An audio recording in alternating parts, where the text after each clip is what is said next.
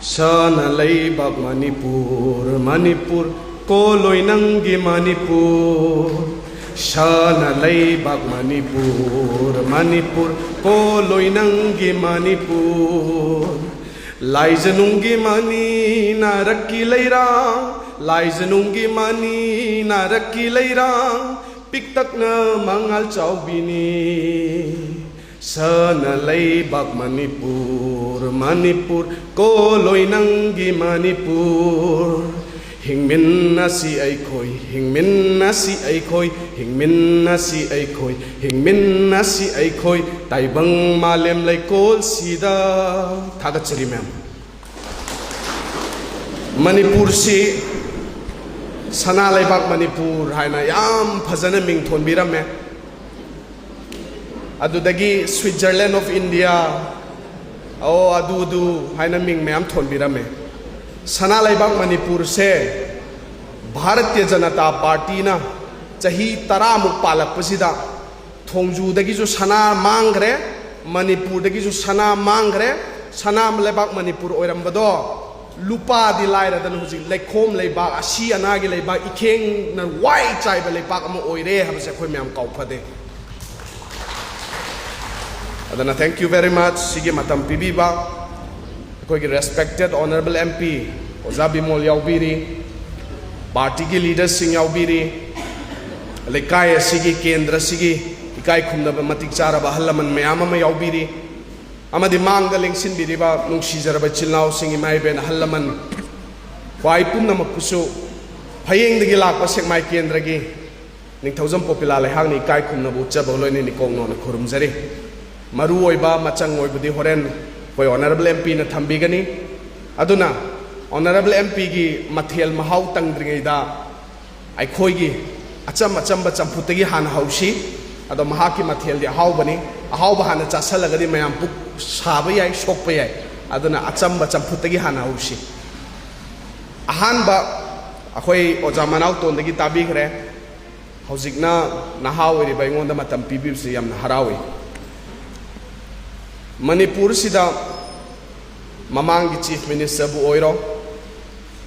hujik popular government ni haina lakhra matung da oiriba chief minister oiro home minister oiro moisi serious oide hujik su serious oide Tamil Nadu gi ngarang na handa CM oigi ba actor Vijay Thalapathy Vijay je akoi ju magi film yam yengi prime minister gu unagre Prime Minister na oina mangonda request awe yaragadi bande mataram je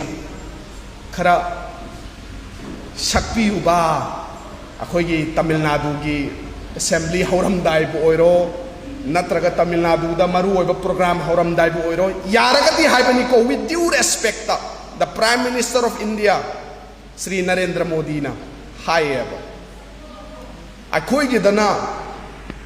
Hekta thomjalak pini, hekta thomjan bini na hansu mayam ojana supam bigre thomjan gre. Paumi sing na hangmada, khongjom gida, bande mataram gi seri sama chathagra matungda. Paumi sing na hangmada, popular government ki honorable chief minister masana kari hai na paukum pigi. Sakhi brane ai khangau di hai. Masidane ai na serious oide hai na hai risi. Pare sina si oigraga. Kendra si dam kalak pa matamda Thongju je chief minister laibani na nungairam gadaba mali Thongju kendra je Manipur gi chief minister laiba kendra ni na nungairam gadaba soitana mali mayam sa awana lairam gadaba mande yabining bra Thongju da chief minister lai ko yaning bra mamang gi term da su lai excuse me handa ki term da sulai kari you know ina chief minister lai haise mamang ki term da su chief minister oirani ena thongju mayam je pangdagi bane ba praja sing se ayamba section hai tare mangon da bot to ayamba section piru rabni na ani suba term da su kari haina bot khom gi I will be the chief minister of Manipur mayam aibu sojok pibiyu aibu nungsibiyu kendra gi mayam na oida boy ning dana पैसाजु तिंगहनगिद्रे केंद्र से chief minister लेरगदी थोंजूजे Singapore असेंब Singapore ओलनी है मयामना थाजब पीगेब last दे मंग मंगरा तानब ओइरमबई वानीदा ओइद्रेको हुजिक chief minister सही 9 हेंजले 10 यौसले सही 9 की ममांग की थोंजू केंद्र chief minister ओइरनी सीनियर बीजेपी लीडर नी है हायरा हंदकसु पॉपुलर गवर्नमेंट सेमबसिदा थोंजूना सोइदनमकी चीफ मिनिस्टर ओइरनी है हाइनरंब स्पेकुलेशन मयामदो लास्ट दी गैस बॉल पोखाइबदौना फुस लाउगिबे वारीनीदा there is no chief minister in this particular constituency अदुदी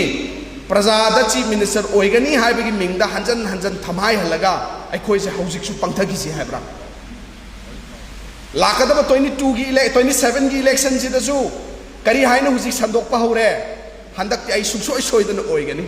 I नतन ओइननब लेत्रे मरमदी हुजिकी popular government सिदा यंगो मोई वारगा खतनरगा कैदौना लेरिङै सिदा आइगोंदा मिनिस्टर बो हापक्त्रिसे लाकदब 27 ददि आई सोइदना चीफ मिनिस्टर हापननबगिदमक्ता सिल्लिनेना संदोकपा पाउ तायेबा सही तरह ओइद्रे अमुक थाजगिदोइरो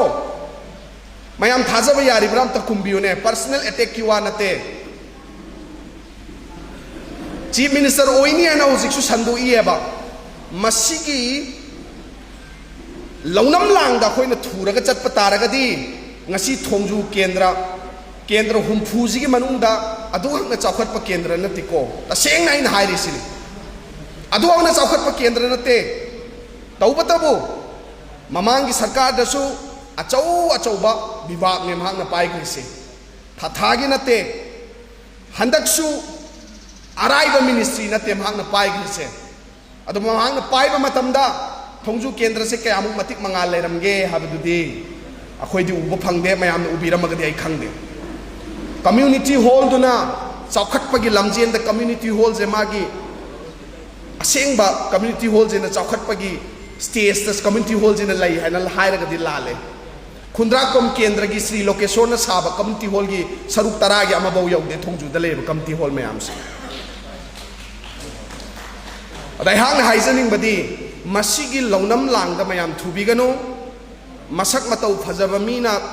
थादरक लौनम लांगसिदा अखोइ मयाम थुरगा चटलगदी अखोइ सोइगनिको हाइबसे आई हाइजनिंगे मसक फजैको मसक फजदे हाइब यारोय आई यानिंगे थोंजू कंस्टिट्युएंसी की ऑनरेबल एमएलए मसक फजै कोरिया की हीरो माले आई यानिंगे अखोइ केंद्र की कोरिया की हीरो माले आई यानिंगे कुंभी केंद्र की मसक मतौ फजै केब लूब नानब तरु तनाले आई यानिंगे आइगी माइजे तरु तनालगदी आइगी फिबम जे यामना तरु तनालगदी आइना लैरिबा जगासु तरु तनान हंगदब नत्रो यानिंग्ब्रा यानिंगदब्रा इमा दने इन हंगिसे इतै मा हायरगेने यानिंगेको आइसिने याम नानब मी ओइरगदी आई गाड़ी दा उफुन मरिक अमा उपक्पा यादबा समझे याम तरु तनान हातपा सक्चू माइजे दा पाउडर थादना तरु तनाना ड्रेस से नाना चनांग थादन इसी तक्तन याम नाना चटप मिहुत अमा ओइबा तारगदी आइगी केंद्र दसु आइना नालिबदुगी थापतगी पंगोप नोपतना नानगदबने हरसे मयाम यानिंग्ब्रा यानिंगदब्रा पर्सनल अटैक नते असेंगबदुनी अदुना मसक फजबगी लौनम लांगद मयाम थुबिगनु हाइबसे हंजन हंजन आई रिक्वेस्ट तौजरी लाइबक फदना अखोइ पार्टी की लीडर सिंजे मीना मसक फजबा हाइबदो अदुगी थाकती थोइने यौदे ओजाबी मोलजु थोइना फजै हाइबदी यारोय हाइदी मीना फजै हाइबदुगी वारीनिको मसक फजबा हाइगे मीदी एक्सटर्नल अपीयरेंस चटपनीदना अखोइ सुगुनुगी सरंजित मसक फजै हाइब यादे मीगी पर्सनल एक्सटर्नल अपीयरेंस चटपदा बट नुपा थोपददी मणिपुर काइबे यारोय हैना लेपखिबददी श्री ओक्रम इबोबी श्री रंजीत ngasi मांगद इलेक्शन बिरबा खोइ ऑनरेबल एमपी न लौरिबा स्टैंड श्री नेके न लौरिबा स्टैंड से मसिगी थाकी स्टैंड मणिपुर द लैरिबा बीजेपी की लीडर सिंह सिगी पर्टिकुलर कंस्टिट्युएंसी दगी लाको मसक फजबदुना लौब्रा हाबदी नत्ते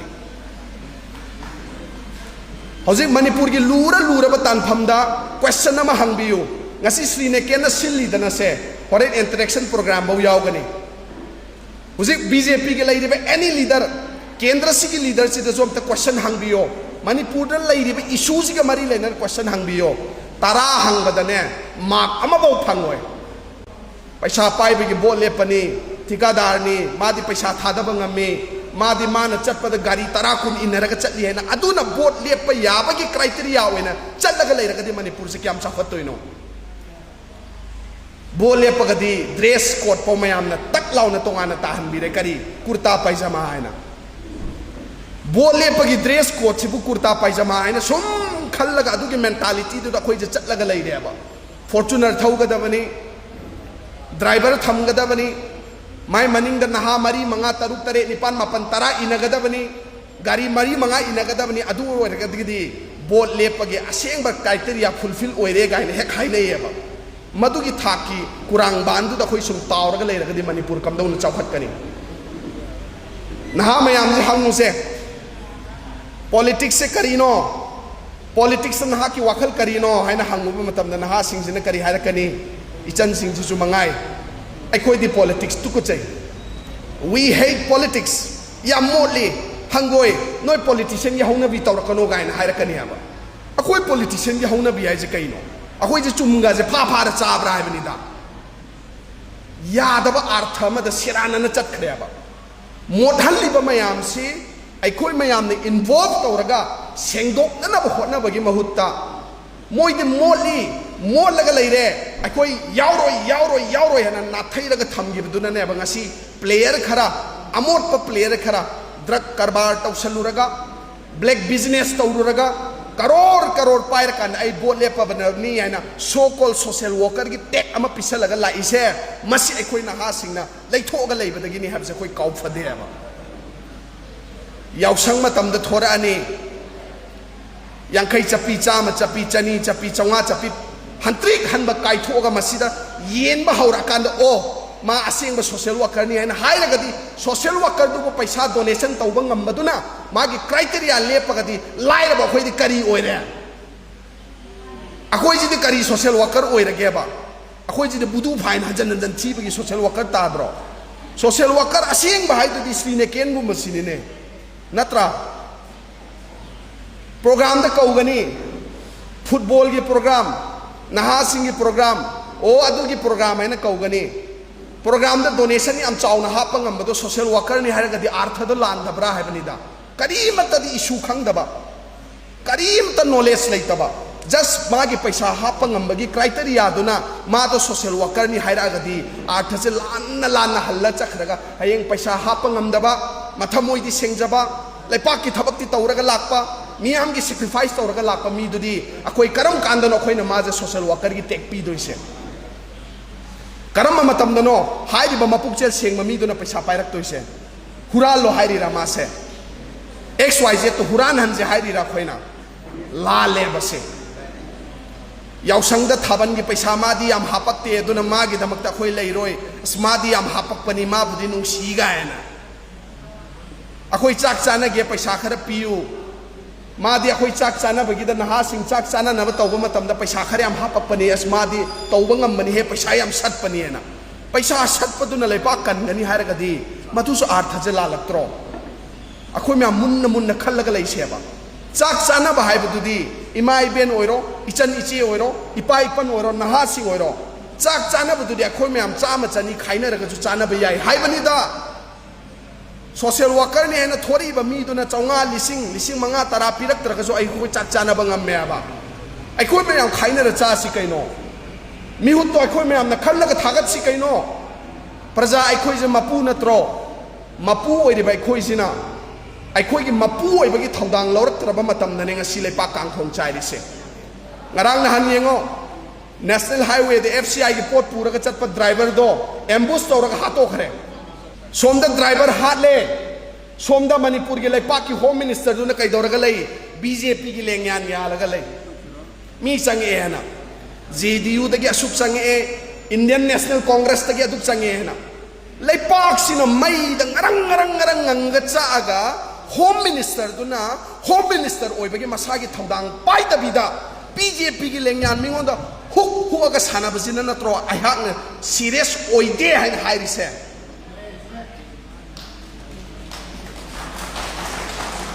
लेरिबा इशू मयाम जे नाथै रग चटपा पोचै की ममन तांगबा